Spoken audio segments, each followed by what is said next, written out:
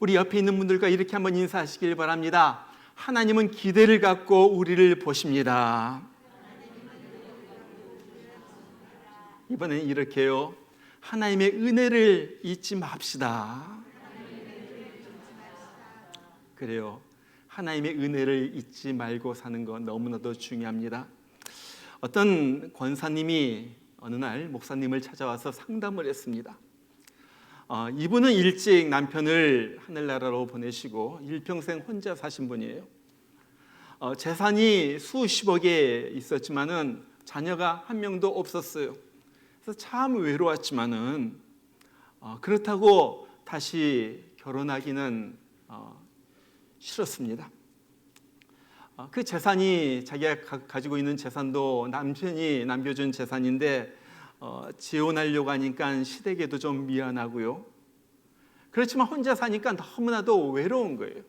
그래서 어느 날 고아원을 찾아가 가지고 어린 소녀 하나를 입양을 했습니다. 자기 호적에 입적시키고 이제 정성을 다하여 키우는 거예요.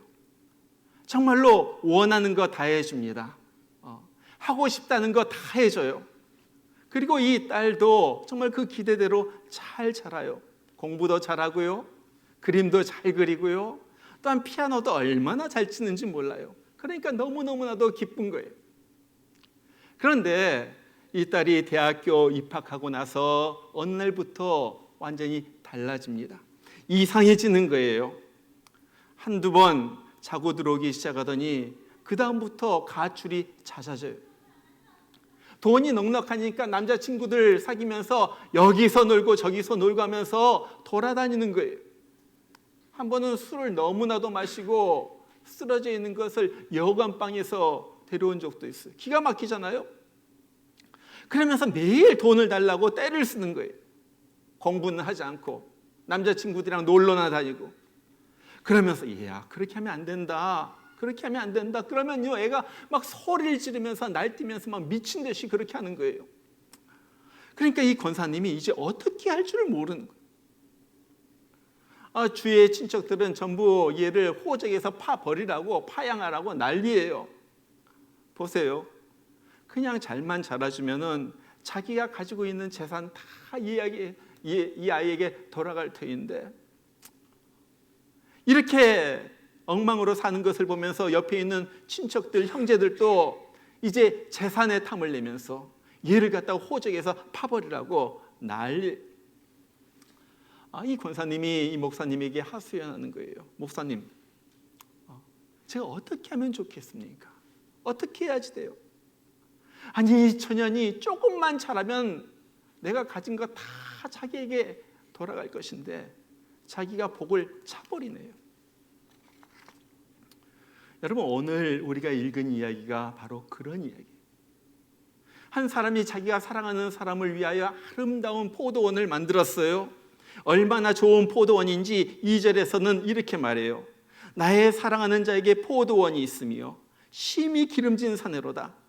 땅을 파서 돌을 제하고 극상품 포도나무를 심었었도다. 심히 기름진 산에 포도원을 갖다 가꾸는 거예요. 이것이 보통 기름진 땅이 아니라 심히 기름졌다고 그래요. 얼마나 땅이 좋은지 몰라요. 거기에다가 땅속까지 다 파고 돌을 갖다가 제거했어요. 이제 겉에만 좋은 땅이 아니라 속까지도 좋은 땅이 된 거예요. 거기에다가 종자도 제일 좋은 거, 극상품에 제일 좋은 이 포도 종자를 갖다가 거기에다가 심었어요. 보세요. 땅도 좋죠. 포도 종자도 좋죠. 그러니까 너무 기대가 되는 거예요. 거기에다가 포도원 이 주인이 모든 정성과 사랑을 갖다 다 쏟아 부으면서 이 포도원을 너무너무 아름답게 가꿉니다. 이제 모든 준비가 다 끝났어요. 그러니까 5절에서 그렇게 말해요. 내가 내 포도원을 위하여 행한 것 외에 무엇을 더할 것이 있었으랴? 할 일 다 했다는 거예요. 최선을 다 쏟아 부었다는 거예요. 그래가지고 기대를 가지고 이제 좋은 포도를 갖다 거두드릴 것을 기대해가지고 망대를 세우고 이제 포도즙을 짤 것을 생각하면서 이제 술틀까지 만들어 놓습니다. 자, 그런데 결과는 대실망이에요. 먹지도 못하고 팔지도 못할 들포도가 맺힌 거예요. 아주 들포도는요, 아주 조그맣고요, 너무 셔가지고 도무지 먹을 수가 없어요. 그리고 이런 것을 갖다 많이 먹으면요, 오히려 배탈이 나는 포도가 이 들포도입니다. 자, 이것을 보면서 오늘 포도원 주인이 한탄하는 거예요. 내가 좋은 포도 맺기를 기다렸거늘 들포도를 맺으면 어찌 됨인고. 내가 최선을 다해가지고 포도원을 가꾸고 정말로 좋은 포도 맺기를 그렇게 바랬는데 들포도 먹지도 못할 그런 포도가 맺히면 도대체 어찌 됨인고. 그리고 나서 7절에 보니까 이것이 무슨 의미인지 그것을 해석해 주는 거예요. 여호와의 포도원은 이스라엘 족속이요, 그가 기뻐하시는 나무는 유다 사람이라. 자, 포도원 주인은 누구라고요? 하나님이에요. 포도원은 이스라엘입니다. 그리고 포도나무는 유다 사람이라는 거예요. 하나님이 이스라엘이라고 하는 좋은 밭에다가 이제 유다 사람을 두었어요. 그들을 아끼고 돌보고 정말 극상품의 포도처럼 훌륭한 그러한 민족이 되기를 기대하시는 거예요. 그런데 이 이스라엘 유다 사람들은 하나님으로부터 그런 은혜를 받고도, 그런 돌보심을 받고도 좋은 열매를 맺히지 못해요. 하나님의 말씀을 어기고 우상 숭배하면서 자기 멋대로 살아갑니다. 모두가 돈 많이 벌어가지고 부자가 되고 떵떵거리고 살면서 자기 배만 불리는데 정신을 쏟는 거예요. 자, 하나님께서 너무 실망하셔가지고 오늘 5절과 6절에 보면 이렇게 말씀하세요. 내가 그 울타리를 걷어 먹힘을 당하게 하며 그 담을 헐어 짓밟히게 할 것이요, 내가 그것으로 황폐하게 하리니 다시는 가시를 자름이나 북을 돋우지 못하여 찔레와 가시가 날 것이며 내가 또 구름에게 명하여 그 위에 비를 내리지 못하게 하리라. 자, 그렇게 최선을 다해가지고 가꿨지만은 거기에서 나쁜 열매, 먹지 못할 들포도가 날 때 하나님께서 어떻게 하셨어요? 자, 이제 울타리와 담을 갖다 다 헐어버리는 거예요. 그러니까 들짐승들이 와가지고 그것을 해치고 다니면서 막 포도나무를 갖다가 해치고 그것들 다 먹어버립니다. 완전히 그 기름진 땅이 쑥대밭이 돼버리는 거예요. 그리고 거기에서 가시와 잡초들이 나게 되는 거예요. 완전히 포도원이 다 망가져 버렸어요. 무슨 말이에요? 요즘 말로 말하면은, 쉽게 말하면 우리 삶에 문제가 생겼다는 거예요.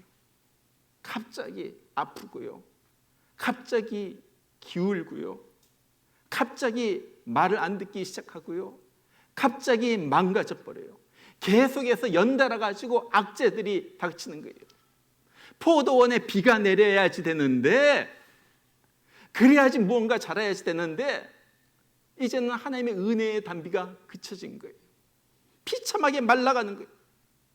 건강했던 사람이 갑자기 쓰러져 죽기도 하고요, 잘 나가던 사업이 한순간에 다 없어지고 빚더미에 올라앉기도 하고. 자, 그런데 그것보다도 더 무서운 것은 그렇게 되어도 하나님께서 그냥 상관하지 않고 그냥 놔두신. 여러분, 저는요 잠언서를 읽다가 아주 무서운 말씀을 보았어요. 잠언서 1장 20절부터 33절까지 보면요, 하나님께서 계속 자기 백성들을 향하여 돌보시는 내용이 나와요. 하나님께서 부르시고, 야, 너 문제가 있어? 그럼 나한테 와. 내가 해줄게. 너 나랑 좀 친하게 같이 살자. 내가 도와줄게. 자꾸 하나님은요 그렇게 프로포즈하고 그래도요, 하나님 됐어요, 놔두세요, 나 잘 나가고 있어요, 그렇다는 거예요. 여러분, 그러니까 하나님께서 어떻게 하십니까? 너희가 재앙을 만날 때 나를 부르짖어도 내가 모른다고 하리라. 24절에 보니까 그래요. 내가 부를지라도 너희가 듣기 싫어하였고, 내가 손을 펼지라도 돌아보는 자가 없었고, 도리어 나의 교훈을 멸시하며 나의 책망을 받지 아니하였은즉 너희가 재앙을 만날 때 내가 웃을 것이며 너희에게 두려움이 임할 때 내가 비웃으리로다. 내가 그렇게 너에게 말하지 않았냐? 너 안 들었잖아. 내가 너에게 그렇게 도움의 손길을 내가 내밀었는데 네가 거부했잖아. 그러니까 네가 재앙을 만날 때 내가 웃을 거야. 비웃을 거야. 여러분, 우리 하나님은요, 정말로 이 포도 농부가 모든 일을 다 했던 것처럼 하나님은 우리를 위하여 다 하셨어요. 보세요. 정말로 하나밖에 없는 자기 아들 예수를 보내가지고 가장 낮은 곳에 보내가지고 가장 심한 고통을 당하고 온갖 조롱과 비웃음 가운데 우리 때문에 죽게 하셨어요. 하나님의 뜻을 보여주려고 우리에게 성경 말씀을 갖다가 주셨어요.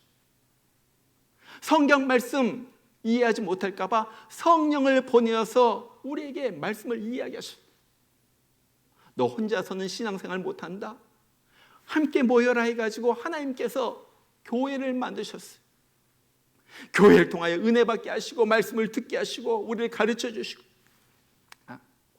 그것뿐만 아니라 우리 일상생활에서도 보세요. 여러분들 과거를 돌이켜보세요. 하나님께서 돌봐주셔서 여기까지 오게 하시고, 길을 잃고 어떻게 해야지 될지 모를 때, 문이 닫혔을 때 하나님께서 이상하게 문을 열어주시고, 하나님께서 위로해 주시고, 눈물을 흘릴 때 하나님께서 일으켜 세워주시고, 방황할 때 하나님께서 너 나만 따라와 손 붙잡아 인도해 주신 거예요. 어떨 때 내가 잘못했을 때는 하나님께서 내 양심을 통하여 나에게 책망하시고, 말씀을 통하여, 환경을 통하여 나에게 말씀해 주시고, 그리고 나서 하나님께서 관심을 가지고 기대를 갖고 우리를 주시하고 있다는 거예요. 도대체 이 안에서 어떤 열매가 맺힐 것인가? 여러분 기억하시길 바랍니다. 인생의 성공은요, 하나님의 기대를 이루어 드렸으면 그것은 성공이에요.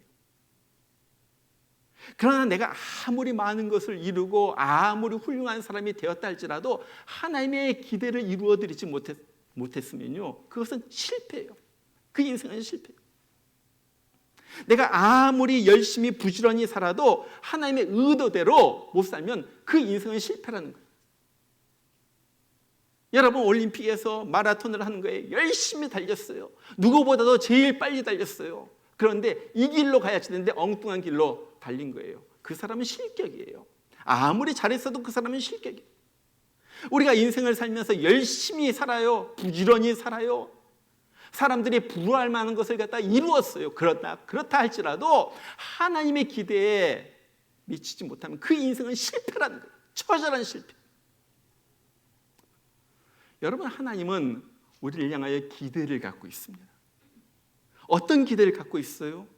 오늘 말씀해 보면 두 가지 특별한 기대를 갖고 있는 것을 봐요. 첫 번째는요, 하나님은 우리가 외적으로 잘 살기보다도 내적으로 의롭게 살기를 기대하고 있어요. 하나님의 기대. 오늘 7절에 보니까 대저 이스라엘 만군의 여호와의 포도원은 이스라엘 족속이요 그의 기뻐하신 나무는 유다 사람입니다. 그들에게 공평을 바라셨더니 도리어 포악이요 그들에게 의로움을 바라셨더니 도리어 부르짖음이었도다. 하나님께서 무엇을 바라셨다고요? 공평과 의로움을 바라셨다는 거예요. 여러분, 지금 이사야가 살던 시대는요, 유다 나라에서 다윗의 시대, 솔로몬 시대 이후로 가장 풍요롭고 번창했던 바로 그러한 시대. 오늘 8절에 보세요. 사람들이 가옥에 가옥을, 전투에 전투를 더한다 그래요.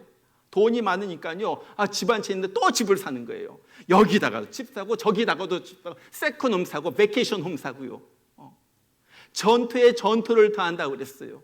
쉽게 말하면요, 여기 가게 하나 있는데 또 가게를 내요. 저기다가도 가게를 내요. 그래가지고 막 잘 되는 거예요. 그런 시대, 그런 시대.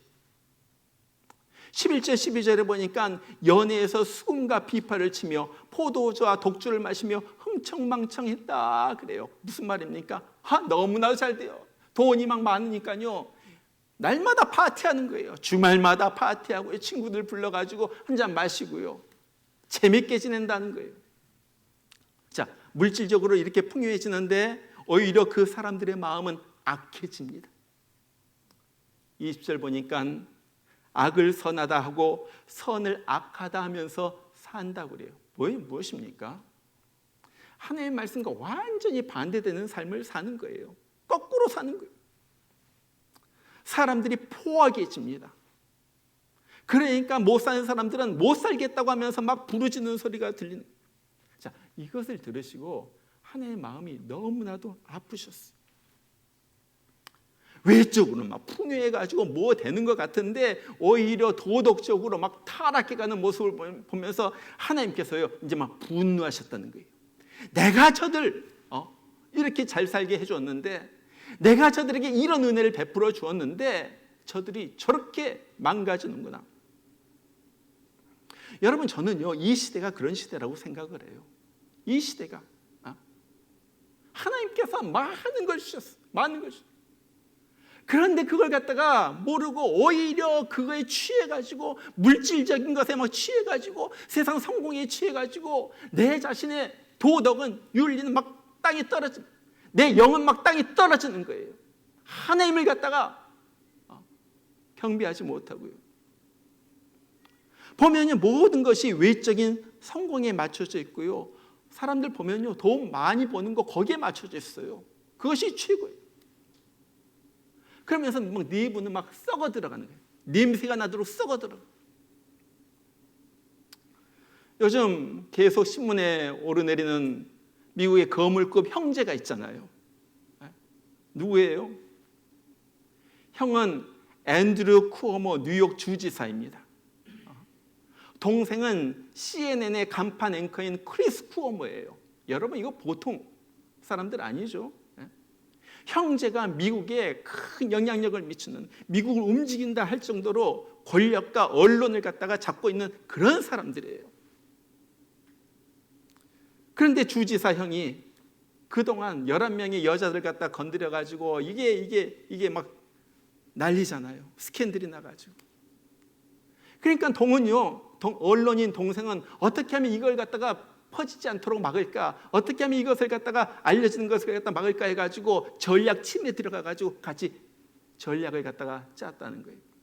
자, 이 사실이 알려져가지고 지금 대통령까지 당신 쿠오모 주지사 내려놓으라 그러고요. 지금 미국이 다 내려놓으라는 거예요. 여러분 보세요. 이 사람들은요 돈 가졌어요. 명예도 가질 만큼 가졌어요. 이 사람들 모르는 사람이 없어요, 미국에서. 그 다음에 얼마나 영향력이 큽니까? 언론인으로서, 뉴욕의 주지사로서. 외적인 거 이룰 만큼 이뤘어요. 그런데 그와 동시에 그들의 속은요, 내부는요, 썩어 들어가고 있었다는 거예요. 여러분, 우리가 우리 자신을 보면서 검토해 보아야 할 것도 바로 이것입니다. 내가 너무 외적인 것만 바라보면서 살고 있지는 않은가? 내가 너무 세상적인 것만 바라보면서 살고 있지는 않은가? 여러분 한번 기도할 때 보세요. 내가 무엇을 위하여 기도하나? 내가 나의 경건을 위하여, 성결을 위하여, 내가 나의 믿음을 위하여, 내가 하나님 나라를 위하여 기도하나? 아니면 내 자식 공부 잘하도록, 좋은 대학에 가도록, 내 남편 사업이 확장되도록, 아니면 내 주식이 올라가가지고 좀 부자가 되도록 그걸 위해서 기도하나? 무엇을 위해서 내가 기도하나? 여러분 기도를 보면 알 수가 있어요. 한 잡지에 김용이란 분의 글이 실렸어요. 이분은 남편과 아들과 함께 아주 단란한 삶을 살고 있었어요. 그런데 어느 날 그 아들이 대학교에 합격하고 나가지고 친구들과 뒤풀이하다가 돌아오면서 교통사고를 만나가지고 완전히 식물인간이 돼버린 거예요. 뭐 그때만 해도 이 사람은 부족한 것이 없었어요. 남편은 돈 잘 벌죠. 애들은 다 똑똑해가지고 공부 잘하죠. 그러니까 누가 전도를 하더라도 야, 그 교회 뭐하러 다니냐? 교회 다니는 사람들은 보니까 비실비실한 사람, 실패한 사람, 의지할 데가 없어가지고 아이고 하나님 의지합니다. 그럼 불쌍한 사람들이나 다니는 것이지. 나는 사업도, 내 남편 사업도 잘 나가고 애들은 잘 커주고. 그런데 이 사고를 당하는 거예요. 의사는 이제 이 아들이 도무지 소생할 가망이 없으니까 장기 기증을 하라고 그래요. 근데 어머니 마음이 그러나요? 도무지 그냥 떠다 보낼 수가 없어가지고 대학교 이제 막 들어가겠는데, 그래가지고 8개월을 기다리다가 할 수 없이 8개월 후에 결국 이 아들을 떠나보냅니다. 그런데 더 불행한 일이 또 닥치죠. 아들이 이 세상을 떠난 다음에 몇 달 뒤 남편이 또 교통사고를 당해가지고 또 죽은 거예요. 세상을 떠났어요. 이제는 자기가 가장 세상에서 사랑했던 두 사람을 잃고 나니까 정신이 번쩍 들죠. 그때 이제 소리가 들려오는 거예요. 그때 친구들이 교회 가자고 했던 소리가 들려요.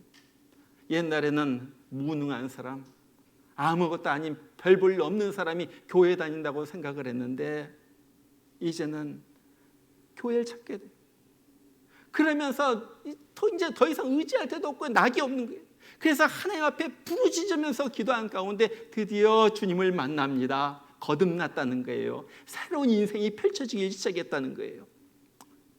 자기는요, 기도하는 중에 두 가지 사실을 새롭게 깨달았다.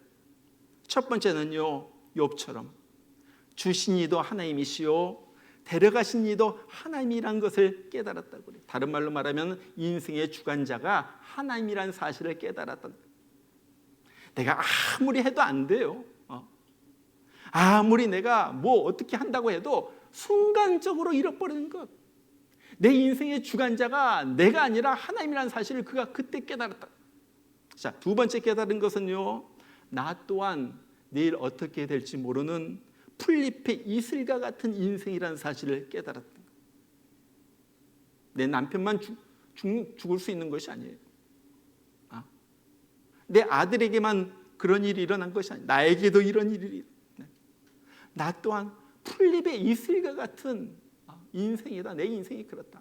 자, 그것을 깨닫고 나니까요, 완전히 눈이 새로워지는 거예요.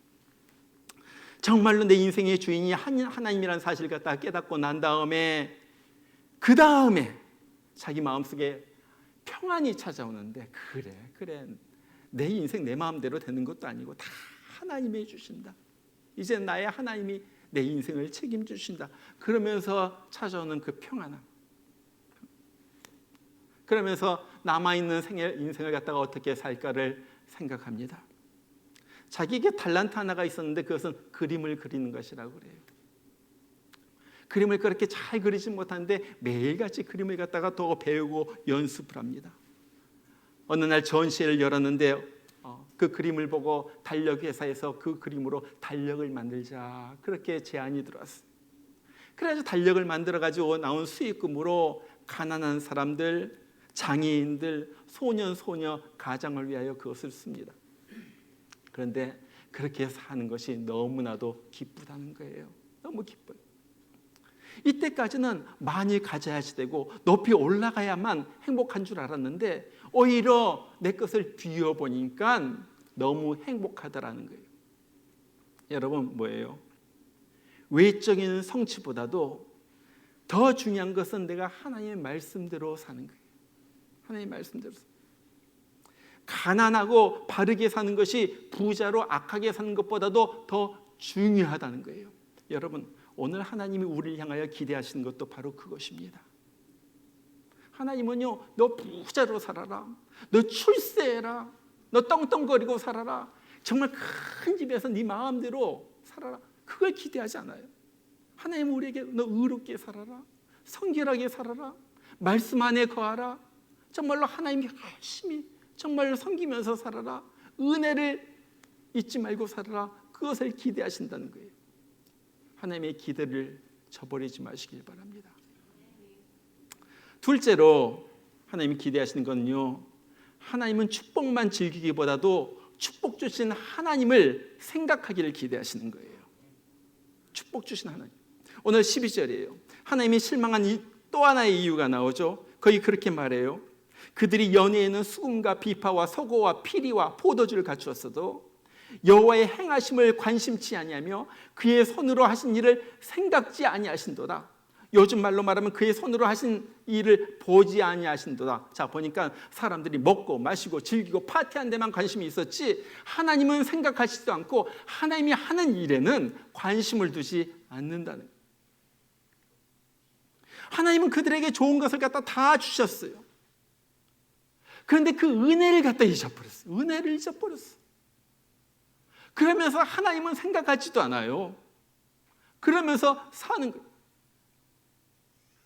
여러분, 지금 이스라엘이 어떻게 해서 이렇게 잘 살게 됐어요? 이사야가 살던 시대는요, 이사야는 유다의 4명의 왕에 걸쳐가지고 그 시대를 살았어요. 우시야 왕, 요담, 아하스, 히스기야 4명의 왕 시대에 살았던 사람이 이사야예요. 자, 그럼 그 시대가 어떻게 해서 강성해지고 부해졌습니까? 먼저 우시야 왕 보니까 역대하 26장 5절에 하나님이 형통케 하셨더라. 26장 7절에 하나님이 도우사 우시야가 심히 강성하여 하나님이 형통하게 하시고 강성하게 하십니다. 자, 그 다음에 요담 왕 역대하서 27장 6절에 보니까 요담이 그 하나님 요 앞에서 정도를 행하였으므로 점점 강하여졌더라. 하나님이 요담으로 강하게 하십니다. 그 다음에 세 번째 아하스 왕, 아주 나쁜 놈이죠. 악한 왕이에요. 그러니까 하나님이 이 왕을 갖다 낮추셨어요. 범죄해가지고. 그런 것을 보고 그 아들 히스기야가 하나님 앞에 회개합니다. 우상들을 갖다 다 부수고요. 모든 전 국민으로 하여금 하나님 앞에 예물을 드리게 해요. 역대하 31장 10절에 보니까 백성이 예물을 여호와의 전에 드리기 시작함으로부터 우리가 족하게 먹었으나 남은 것이 많으니 이는 여호와께서 복을 주셨습니다. 하나님 앞에 막 예물을 가져와가지고 헌금을 드리기 시작했다는 거예요. 하나님께서 많이 배부르고도 풍성하게 해주셨다는 거예요. 여호와께서 복을 주셨습니다. 자, 하나님께서 복을 주셔서 쓰고도 넘칠 만한 그 풍성한 생활을 갖다가 하게 하신 거예요. 그런데 이 사람들이 풍요해지자 어떻게 변해버려요? 하나님을 잊어버리기 시작해요. 처음에 물질 주시니까 하나님 감사합니다 그래요. 그런데 변해가지고 내가 벌어서 이렇게 살지. 처음에 배고팠을 때는 열심히 하나님을 찾았어요. 이제 배부르니까 살만하니까 하나님은 제쳐두고 부귀만 찾아요. 먹고 놀 것만 하는 거예요. 여러분, 우리는 안 그렇습니까? 우리도 그러죠. 정말로 어려울 때, 답답할 때, 이민 생활에서 정말로 기가 막힌 일을 만났을 땐 열심히 하나님을 찾습니다. 그런데 하나님이 주셔가지고 좀 살만하면요, 하나님을 찾잖아요. 문제 있을 때, 정말로 환난이 닥칠 때는 우리가 그래요. 이젠 주님밖에 없습니다. 주님밖에 없습니다. 그러다가 이제 문제가 다 해결되고 나면요, 내 인생 내가 사는 거지. 그게 우리의 모습이란. 살만하니까 이제는 하나님 믿음 떠나고요, 하나님 생각도 안 하고요, 하나님 이제 잊혀진 채 하나님의 일은 하지도 않으면서 사는 거예요. 여기. 자, 이것을 보시고 하나님이 너무 슬퍼하시는 거예요. 너무 슬퍼. 여러분, 성경에도 보면 그런 사람들이 종종 나오죠. 사울왕이 그런 사람이었어요. 하나님께서 사울을요, 이스라엘의 첫 번째 왕으로 세우셨어요. 여러분, 이것이 얼마나 큰 영예입니까? 세상에 이스라엘 나라가 세워지고 나서 첫 번째 왕을 세우는데 사울, 네가 왕이 돼. 하나님이 선택하신 거예요. 기가 막힌 거예요. 하나님께서 그에게 지혜를 주시고 용기를 주셨어요. 전쟁에 나갈 때마다 이깁니다. 승리를 거두는 거예요. 암몬 족속과 싸워가지고 이기고요, 아말렉과 싸워가지고요 대승을 거두고요. 자, 그러니까요 사울이 교만해진 거죠. 그래서 아말렉과 전투에서 싸우고 돌아오면서 야, 내가 이겼다. 그래서 자기를 위하여 기념비를 갖다가 세우게 되는 거예요. 봐라, 내가 이겼다. 내가 이겼다. 하나님께서 그것을 보시면서 너무 마음이 아프시면서 내가 후회한다면서 사울을 갖다가 피하시는 거예요. 여러분, 히스기야 왕도 마찬가지예요. 하나님이 히스기야 왕에게 특별한 복을 내리셨어요. 이전 어떤 사람도 경험하지 못한 것을 갖다가 경험한 사람이 히스기야예요. 아수르 군대를 갖다가 물리쳐 주셨잖아요. 완전히 망할 수밖에 없는데 하룻밤에 천사를 보내가지고 18만 5천 명이 아수르 군대를 갖다가 완전히 쓸어버린 거예요. 불치의 병에서 고쳐주셨어요. 정말 병에 걸려가지고 다 죽게 되었을 때 히스기야가 벽을 향하여 하나님밖에 없습니다. 나 좀 살려주세요. 나 좀 살려주세요. 얼굴 들리고 하나님 앞에 살려달라고 눈물로 비는 그 모습을 보시고 하나님께서 히스기야 왕의 생명을 15년을 갖다가 연장시켜 주신 거예요.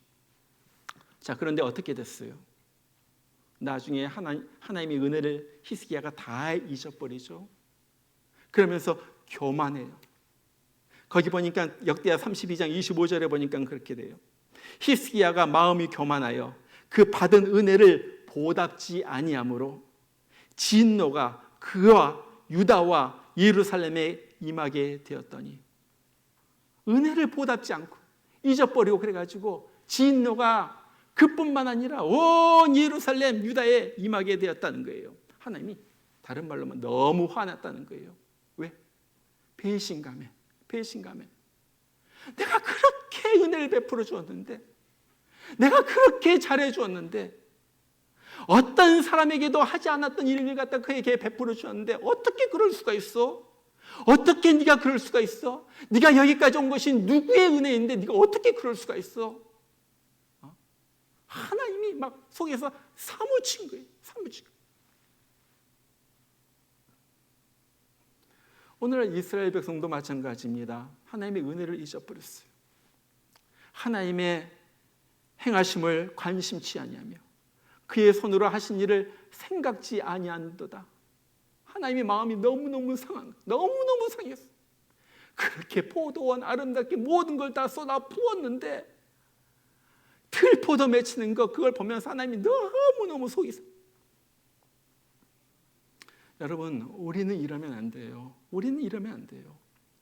우리는 하나님의 은혜를 잊어버리면 안 돼요. 안 돼요. 정말로 내 일에만 바쁘고, 내 사업, 내 직장, 내 자식 키우는 일에만 바쁘고 하나님의 일에는 관심도 주지 않고 그러면 안 돼요. 양심이 없는 거예요. 여러분, 하나님은 우리에게 기대를 걸고 있습니다. 좋은 땅에 극산품의 포도를 심어놓고요, 날마다 가꾸면서 얘가 언제 좋은 포도가 맺힐까? 날마다 그걸 바라보면서 그렇게 기대하면서, 마찬가지로 하나님도 우리에게 예수님을 보내어서 구원의 은혜를 베풀어 주시고 성령님을 보내어서 돌봐주시면서 우리의 삶이 어려울 때, 힘든 일이 있을 때마다 다 해주면서 이제 우리 삶을 통하여 하나님께서 아름다운 열매를 보시기를 원하신다. 이것이 하나님의 기대예요. 기대. 이 시간 우리가 하나님 앞에서 우리 자신에게 물어보아야 할 질문들이 있습니다. 나는 하나님의 기대에 맞게 살고 있는가? 하나님의 기대에 맞고 살고, 나는 하나님의 은혜를 감사하면서 살고 있는가?